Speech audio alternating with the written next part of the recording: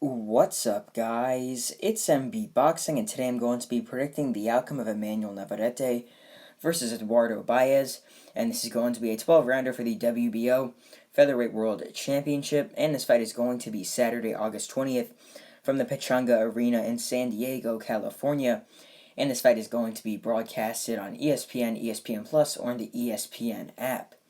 And to get both fighters' resumes, Emanuel Navarrete, fighting out of Mexico, holds an outstanding record of 35 wins with only one defeat coming early on in his career. With 29 big wins coming by way of knockout, he's currently ranked number 4 by BoxRec in the featherweight division. He's also a former WBO super-bantamweight world champion, and he's also the current WBO featherweight world champion. And to list his one and only defeat, like I said earlier, it came very early on in his career, like in his first 5 fights back in Mexico, where he lost by unanimous decision to Daniel Argueta. But now to list some of his best victories, he's since rebounded, getting victories over Isaac Dogbe. He got a knockout and unanimous decision victory over Dogbe.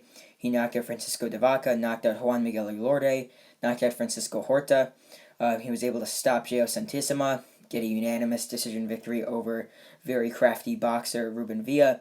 He was able to stop Christopher Diaz in their 12th round of their world title fight, and he was able to defeat Joe Gonzalez in his last fight by a clear unanimous decision. But to get his opponent's resume, Eduardo Baez, also fighting out of Mexico, holds a record of 21 wins with 2 defeats, 2 draws, and 7 wins coming by way of knockout. He is currently ranked number 20 by BoxRec in the featherweight division. And to list both of his losses, they actually come to some good competition, as he lost by unanimous decision, a very close unanimous decision, earlier on in his career to current top 10 featherweight Mauricio Lara, and his second loss came more recently in his career, where he lost by majority decision in a very good fight against Rais Salim. But to list both of his draws, he has a split decision draw against Alfredo Mejia Vargas, but that was really like his one draw that really mattered. The other draw came earlier on in his career. I mean, that was really the only one that really, I guess you could say, had some significance. But since then, I mean, he's rebounded and got some very solid wins on national, or I could say just American television in front of a lot of eyes, where he was able to get a unanimous decision victory over Narik Abagarian on a wildcard boxing show. It was a very nice win for him, and I believe that Abagarian either had one loss going into the fight or he was undefeated, something like that, but it was still a very solid win. He was also able to defeat Abimael Ortiz by unanimous decision, and he was also able to defeat Enrique Vivas by majority decision, which was also a very, very solid win. So in my opinion, this fight is going to go pretty easily in favor of Emanuel Navarrete, although Eduardo Baez is a very, very good fighter, very solid, very tough, has shown that he has a great chin. I just don't think that he will be able to handle the volume of punches from Emanuel Navarrete. Navarrete has been very active these past few years, defending his title, moving up in weight, taking on some very solid fighters. But, I mean, this is just that same level that he's used to beating. This guy who's around the top 20. He either stops him late, gets a clear unanimous decision, and that's just what's been happening his past couple fights. He hasn't really stepped it up to face anyone inside the top 10. I mean, he really hasn't. He hasn't faced anyone inside the top 10 besides Isaac Dogbe. I mean, and super bantamweight, and that's 2 wins over Dogbe. But since then, I mean, he hasn't really faced anyone that's really been, I guess you could say, that's really given him that much of a test. I mean, yeah, Ruben Villa boxed pretty well, but Villa was barely ranked inside the top 20 by BoxRec and stuff like that, and Joe Gonzalez, who was his last fight, which was arguably one of his tougher fights these past few years. I mean, Joe Gonzalez is just inside the top 15, around there. So, yeah, I really would like to see if Navarrete is able to get the win here, which I think he will. I would love to see him step it up in competition, take on some better fighters, maybe unify, take on someone inside the top 10. Even though Top Rank doesn't really have the greatest hold on the featherweight division, I know they have Michael Conlan, who fights on ESPN for Top Rank, and he is pretty involved with the WBO. He's held like intercontinental belts and stuff like that, but I don't really think that they'll make a Navarrete versus Conlan class. That'd just be odd, but it would be a very good fight. I would love to see it, and I'd give props to Navarrete for taking it because it's a very tough test, but I mean, I just don't really think that Navarrete, in his next fight, seemingly that if he beats Baez, that he will be taking a much tougher fight. I think he'll fight another guy like this, and then who knows from there on out. I mean, I'm pretty sure he's still very young. I mean, he's got 36 fights under his belt. He's a two-way champion. So, I mean, he's still got time, but, I mean, as of now, he's been just fighting all these main events, and the fans want to see him step it up. And I'm sure, I mean, he would want to step it up, but, I mean, obviously boxing politics is in the way with the different promotions and whatnot. But just to break this fight down real quick, I mean, out of all of the fight cards that are this Saturday, I mean, the Showtime card, I mean, for me in the United States, that's at night, obviously. The Joshua card in the evening because it's in Saudi Arabia.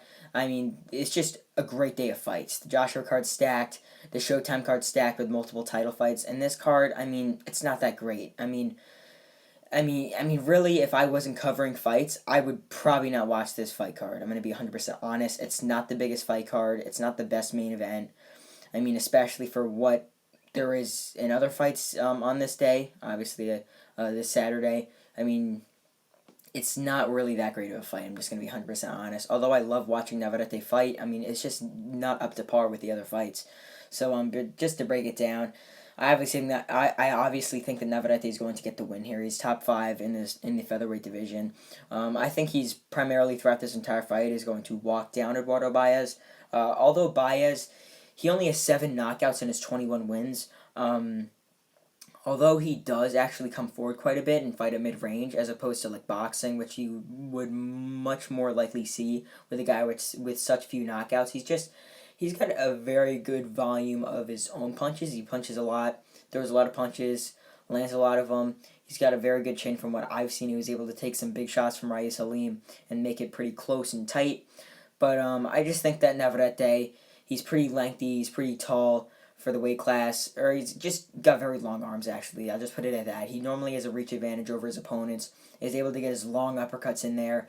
I think that's going to be a key punch in this fight. I think Navarrete is going to get on the inside with Baez. They're going to work hard. It's going to be fought pretty much in a phone booth, I think. I think that Baez might be backtracking a bit throughout this fight and trying to tag Navarrete at mid-range, but I just think that Navarrete will be a bit more skilled than Baez, just based on just his experience in the ring as well. I think he will just be landing more punches, throwing more punches. He will just simply be outworking Baez, and he'll just be winning the rounds clear.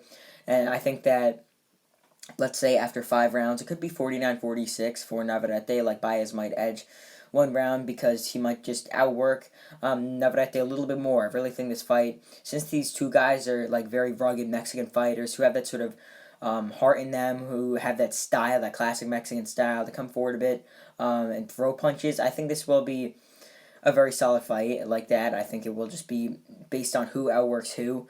But I just think that Navarrete will be utilizing that uppercut on the inside.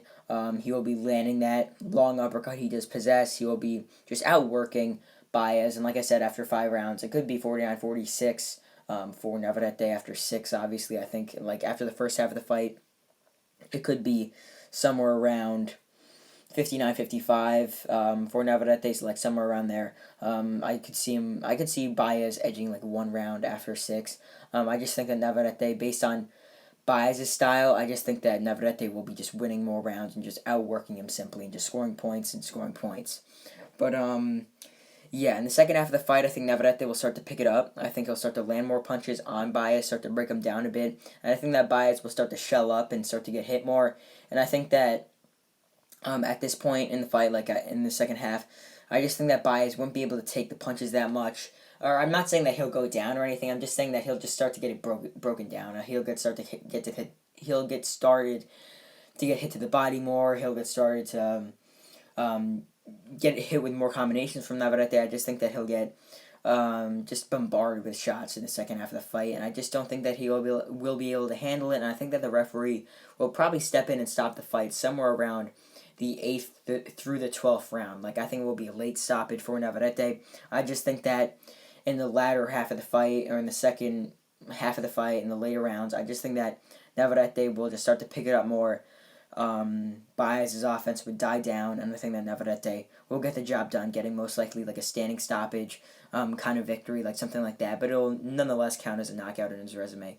It'll be something like that, like a stoppage from rounds 8 to rounds 12 for Emanuel Navarrete. But let's say the fight goes 7 rounds. It could be 69-64 for Navarrete. Like I said, the rounds wouldn't be too like super wide and dominant for Navarrete. I just think that he'll just be landing the bigger and better shots. But in the second half of the fight, it'll start to be a bit more dominant. Like he'll just start to start to show himself more in the fight. Start to just show the fans that I'm the champion and that I'm just here to put on a showcase. And he'll just start to land more punches, start to put on his game, and really just start to break Baez down. And I think that by the 8th round, all the way through the 12th round, I think that Baez could get stopped, and Navarrete would get a successful title defense. So comment down below your thoughts on this fight and who you think is going to win.